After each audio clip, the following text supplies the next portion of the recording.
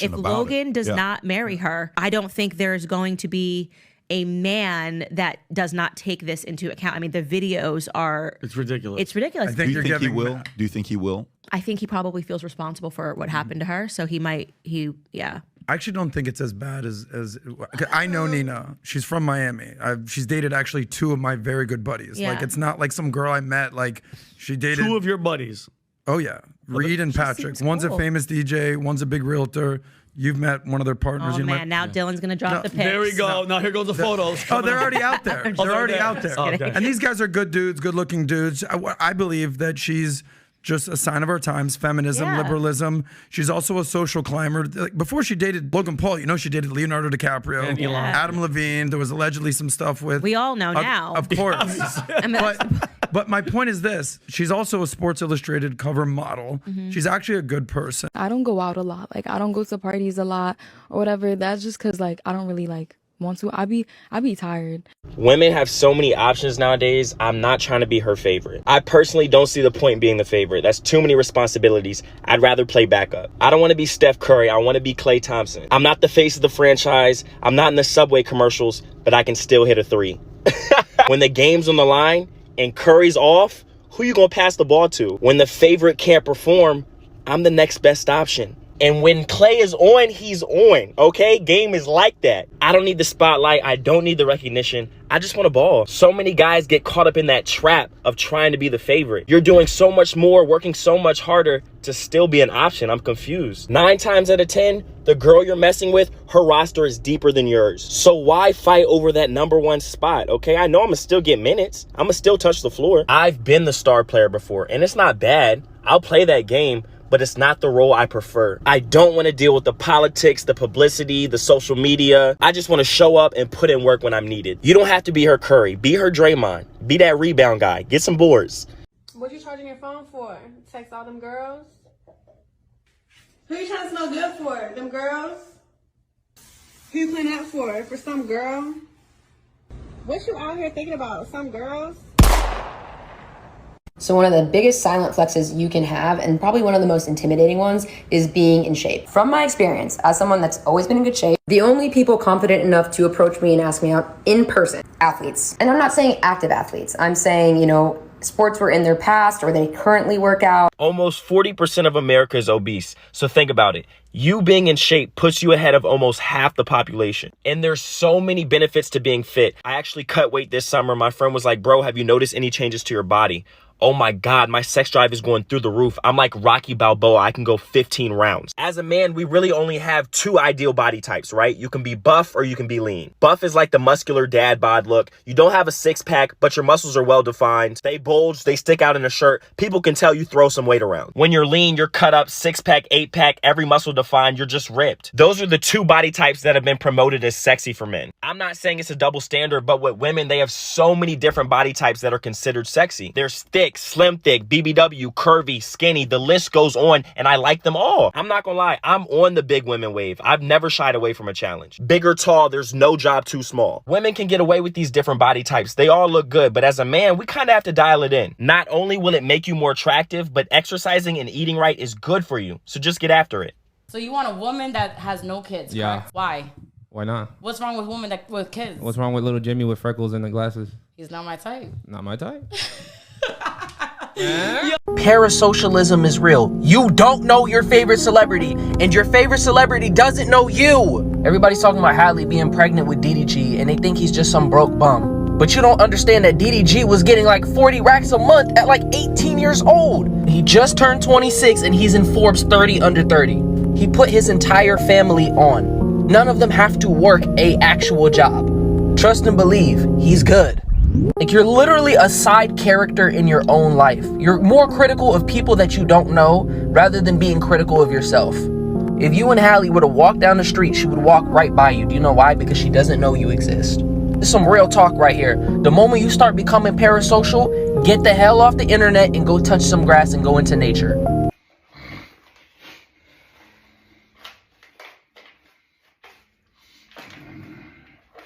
talk out leg slander like this is Pythagoras' theorem. Looking for a hypotenuse? Look within yourself. Secondly, have some etiquette when you're fucking eating. You are not in prison anymore. At your prehistoric barbaric age. Are you not in Barros? I need to leave immediately. Ring, ring, ring, ring, ring. Bitch, I'm already outside and the RSPCA is on standby. These are 5 red flags to look out for in a girl. And if she has any of these, you're better off just not getting involved. Number 1 is high body count and no regrets. If she's proud of being a slut, you can hit it, but don't put a ring on that finger.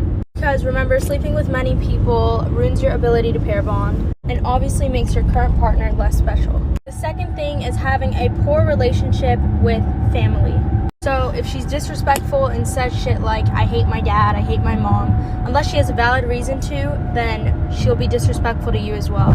The third thing is she entertains multiple guy friends who want her. This speaks for itself. You should know that they probably just want to smash, and if she doesn't know that, then there's a red flag in itself. There's no such thing as guy friends, and this really just shows that she loves attention. Number 4, she shames you for having boundaries. If you express something you're not comfortable with, and she says, you're just being insecure, instead of talking it out with you and compromising, then run. Number 5 is gross if she smokes. This just shows she doesn't take care of herself in the right way. So let me know if these are valid and if I should drop part 2.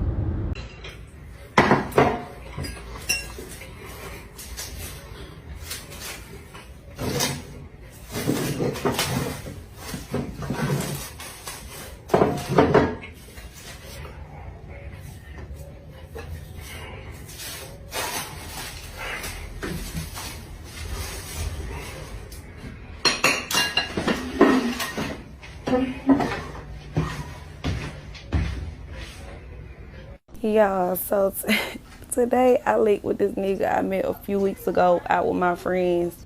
This nigga been texting me for weeks talking to himself. Why I didn't block him, bitch, I don't know. But today I was bored and I had time, so he texted me like, can we meet for drinks? And I'm like, yeah, meet me here. They got the best fucking oysters in Atlanta, like hands down. So I'm like, yes, I can get some content, come on. It's so good.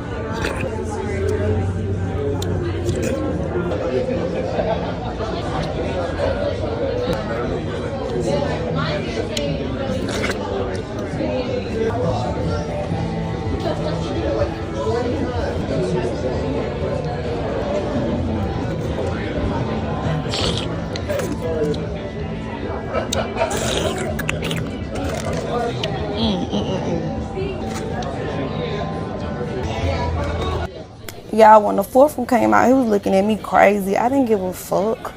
I'm like, baby, you invited me out. I'm gonna eat. And I was coming anyway.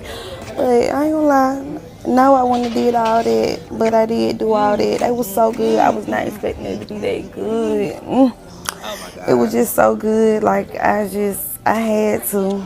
It was so good. So after that, I'm like, baby, what's next? What I'm about to eat? These potatoes, they were so good. And the crab cakes, everything was so good. 10, baby. Why the fuck this bitch ass nigga say he going to the bathroom and never come back? The fuck? I'm like, hold the fuck on. It's been like 10, 20, 30 minutes, bitch. What the fuck this nigga at? Had to end up grabbing a tab, bitch. Nigga left me with his little one fucking drink.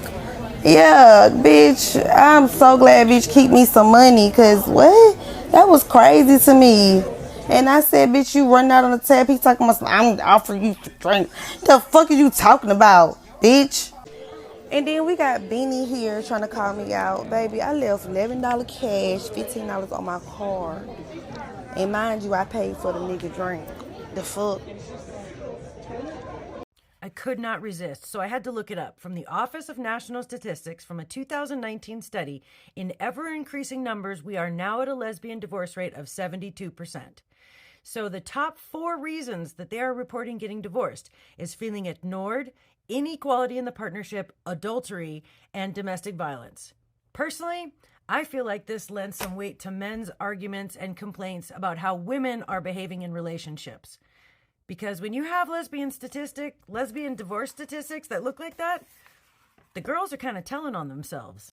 I honestly lost track of how many people asked for the comparison between the lesbian divorce rates and the gay divorce rates. So we have singled out same-sex marriages. That is the only thing we're talking about. So there was an argument in there, all kinds of ramblings on about, what a fraction of the percentage there in marriages are and amongst the whole married community and whatever. We're not talking about heterosexual marriages. We're only talking about same-sex marriages. So we already know that 60% of lesbians make up those same-sex marriages, but they make up 80% of the divorces. Simple math. The men make up 40% of same-sex marriages and 20% of the divorces. So in the entirety of lesbian divorces, they make up 80%. So in the entirety of gay divorces, they only make up 20%. And you would not believe how difficult it was to find anything at all with any validity to it that singled out the male-to-male relationship. It was literally an act of God. I paid $20 to get into a secret squirrel club of where there is actual published data that is valid and peer-reviewed, and they've drug it back and forth across the coals and checked and double-checked and crossed T's and dotted I's and fucking slapped baby ducks on the ass and all kinds of shit. Now, the overall divorce rates for those three different communities, gay, lesbian, and straight, okay? 15% for the men, 30% for the lesbians, 18% for the straight couples. So gay men still, overall, have a lower divorce rate than heterosexual couples. Now, finding out what is the dynamic in a gay relationship that makes them have a greater success rate. Here we go. Gay men tend to be older when they get married. Average age is mid-40s. Lesbians tend to be a bit younger, mid to late 30s, late 20s-ish. Now, let's keep in mind that these are not like just people cohabitating in a relationship. This is just legal marriages. And then I was finally able to get down to the legitimate reasons, the behaviors, the specific behaviors that gay men excel at that helps them maintain their marriages and their relationships longer and with a higher reported rate of happiness. Gay men tend to navigate conflict better. Gay men tend to have more frequent positive interactions with each other. The small gestures. They know each other's love language, and they go out of their way to do those things that they know that their partner appreciates. If it's little gifts, for no reason. If it's touch. If it's words of affirmation. Whatever it is, gay men are really good at being in tune with their partner and providing them a very full love cup. Okay, page 2. Gay men tend to accept criticism better without taking it so personally. Sounds like logic.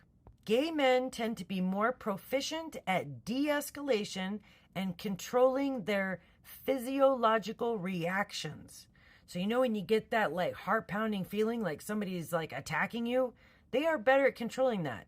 The flip side is they're also better at communicating with each other effectively instead of just attacking each other. And finally, gay men tend to be more conscious of sharing responsibilities within the household. So there you have it, to the 100 and however many people that were just dying to know what it is that gay guys are doing differently and how will they succeed. They're doing pretty good. Jada made a personal announcement in her memoir, which came out in her interview with NBC this week. Watch. There are so many surprising things in the book, but the thing that surprised me the most, that I actually had to reread it because I said, is this true? Right. Was that in 2016, you and Will decided that you were going to live completely separate lives. Yes. It was not a divorce on paper, right, but it was a divorce.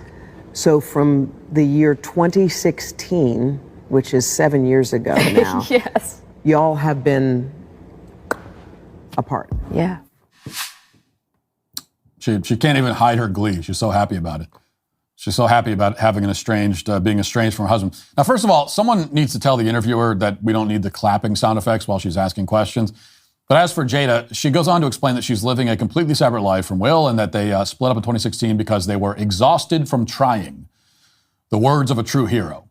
This revelation is especially humiliating for Will Smith because everyone immediately drew the connection to the slap heard around the world. And now we know that Will not only embarrassed himself in a desperate attempt to impress his wife, but that he did all this for a woman who'd left him 5 years earlier.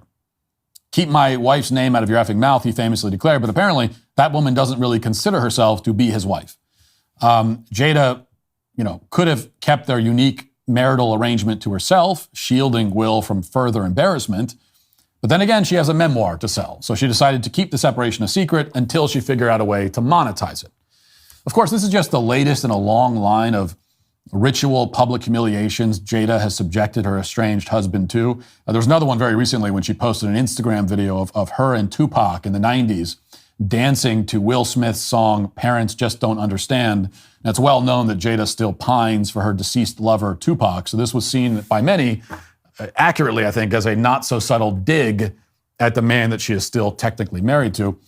And, that's what she does. She finds little ways to twist the knife. It's her specialty. There's, for example, this video from a few years ago where she decides to film herself not respecting Will or his boundaries. Watch. Esther Ferrall is coming to the table. She's going to be at the red table. Would you say she has been instrumental in you and not redefining our relationship? I would say don't just start filming me without asking me. Oh, my goodness. If you could film me. Esther, come help us again, please. I'm still dealing with foolishness. Don't. No, because she don't just... Would you say that she helped us heal the hurts that we caused between one another? My social media presence is my bread and butter, okay? So you can't just use me for social media and not, don't just start rolling. I'm standing in my house. Don't just start rolling. That's pretty rough to watch. I think for obvious reasons. I will say, I can't imagine my own wife. I'm just trying to imagine my own wife, first of all, filming me without even asking me first. She wouldn't do that. But then if she started to film me and I said, please don't film me, and she did it anyway, and then she posted it on the internet, I would be furious. Fortunately, I'm not married to a woman who would ever do that, but this is Jada Pinkett Smith. Pretty rough, but of course, nothing, since we're on the subject, we cannot avoid what is possibly one of the cringiest videos of all time. Nothing can possibly compare to the infamous Red Table Talk where Jada pulled Will in to have a conversation about the time when she cheated on him. Let's all relive that cringe together. You, during that time, launched into an interaction with August. What do you feel like you were looking for? I just wanted to feel good. It had been so long since I felt good. And it was really a joy to just help heal somebody. Yeah.